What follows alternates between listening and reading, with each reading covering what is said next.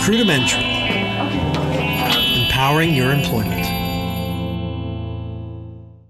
This episode is sponsored in part by Forever Hire. Hey everybody, welcome back to the next episode of your Career Questions and Answers. You sent in a couple of questions. I don't know what they are. Let's try to get them answered. Here we go. All right, and thank you very much. Ooh, this is a nice envelope. Ooh, we got Ellen DeGeneres money now? This is crazy. You can get in this bag. Okay. Ooh, we're official. All right, so, okay, well, first question, apparently somebody changed their mind, so. All right, so the first question is from Kamad, and Kamad asks, how to put my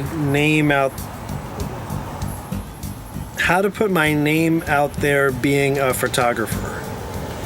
Okay, well, it's obvious that English isn't your first language. That's fine. We can work through that. So, all right, how to be a photographer. All right, so Kamad, what I would say is to answer that question, why would I want to, and this is just, again, a business thought and as a customer, what would make me want to choose you or your services over somebody else, somebody that I know, somebody who I can look up that's been doing it for 10 years or so? What is your style? Do you have a portfolio? If not, get some people, do some free resume shots, headshots, model shots. Do you use natural lighting? Do you have equipment? Start with that process first. I would like to see samples of somebody who's doing photography. So that would be the first thing that I would say. Also, if there are local events, either church or religious buildings or ceremonies, friends and family, I actually started doing photography freelance when I was in New York City. And ironically enough, I'm a huge fan of improv comedy and theater sports. And essentially, I was like one of the unofficial photographers for one of the companies, so I don't really want to name, in New York City. And the photos just came out amazing. They ended up actually using them for social media and other aspects of their website. So it allowed me to build a portfolio. I was doing something that I enjoyed, and then I can also reference that in the future if I want to do wedding photos for somebody or other things of that nature.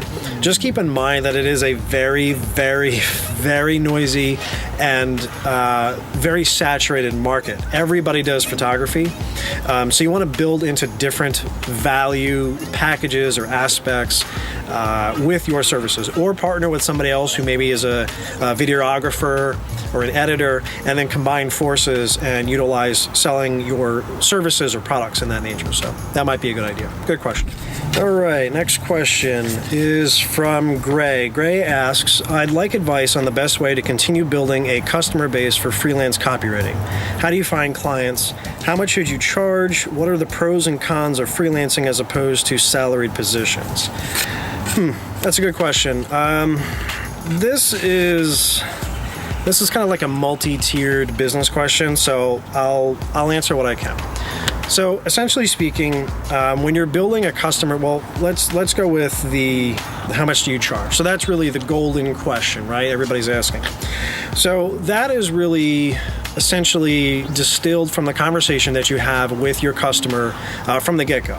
There's usually a brainstorming conversation for any type of work that you're speccing out, any statement of work that you're preparing, proposals, things of that nature. So you'll get a feel right off the bat how much that person, business, company, sole proprietor, is gonna be invested for. If they're a small fish, you can tell that right off the bat. Just know that it's not really gonna be worth your time in the long run because, they have a small budget. They'll probably ask you a lot. If things work out, they're a great warm referral and a good business friend, so always remember that. But again, that's really distilled down in that first conversation. As far as for the pros and cons of freelancing versus salary, this is just really up to the individual. Freelancing could be extremely lucrative if you are great with networking, very aggressive as far as for your work schedule. You'll get sometimes slammed with an overflow of work for people that just have a lot of work right then and there, and then you're good for a month or two. all of a sudden that project ends, and now you may be just picking up a couple of smaller projects for the next month, 2 months, 6 months.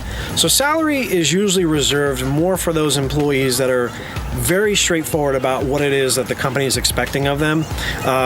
They usually get a pretty decent salary, low threshold as far as for incentives with the company, stocks and things of that nature.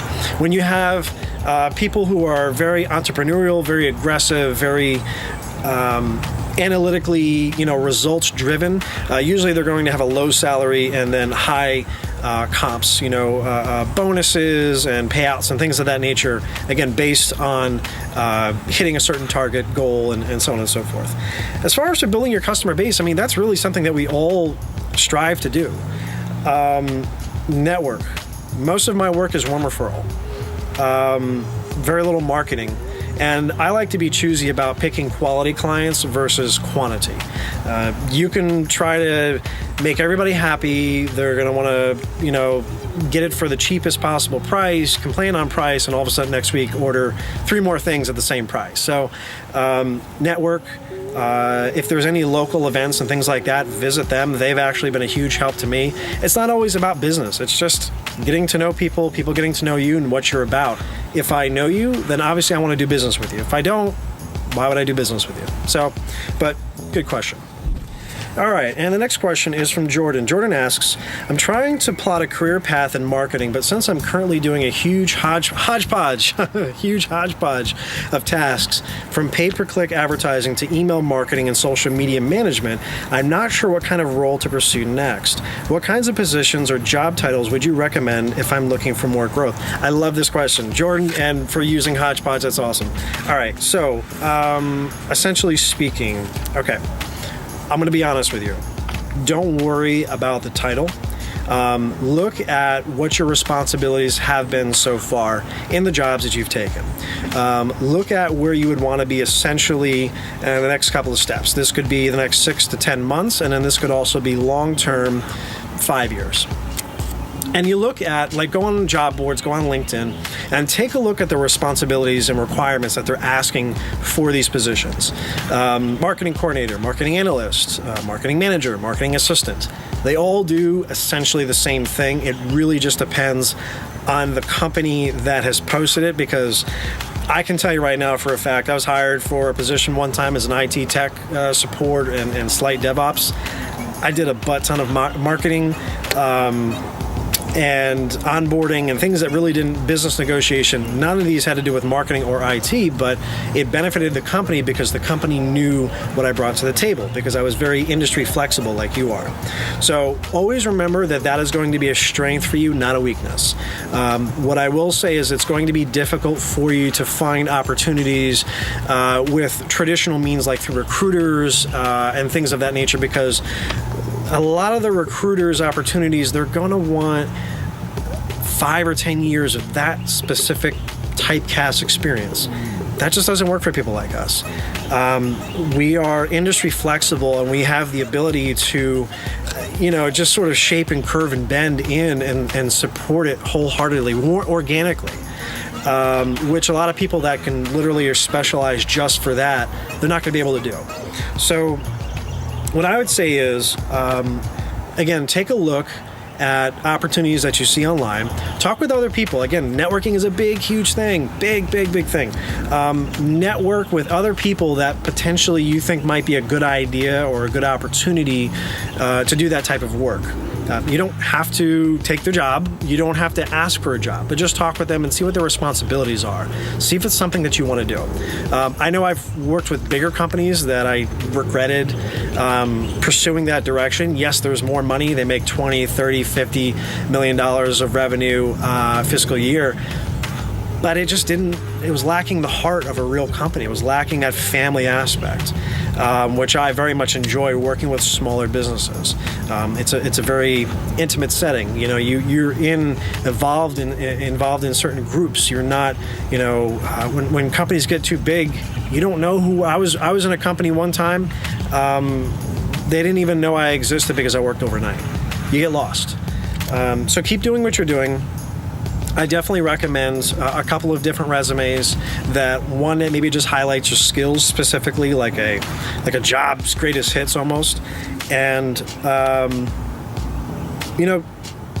talk to people, see what's available, and don't necessarily worry about titles, because titles are meaningless. They're only impressive to the people who just look at titles. So if people are looking at you just for your title, just pass. It's not a good thing. So, but very good question. I love this. It's you're definitely a explorer, work experience wise, after my own heart. So I love this. So, all right. Well, that about wraps up the questions that we have for this episode. I do appreciate the individuals who submitted their questions.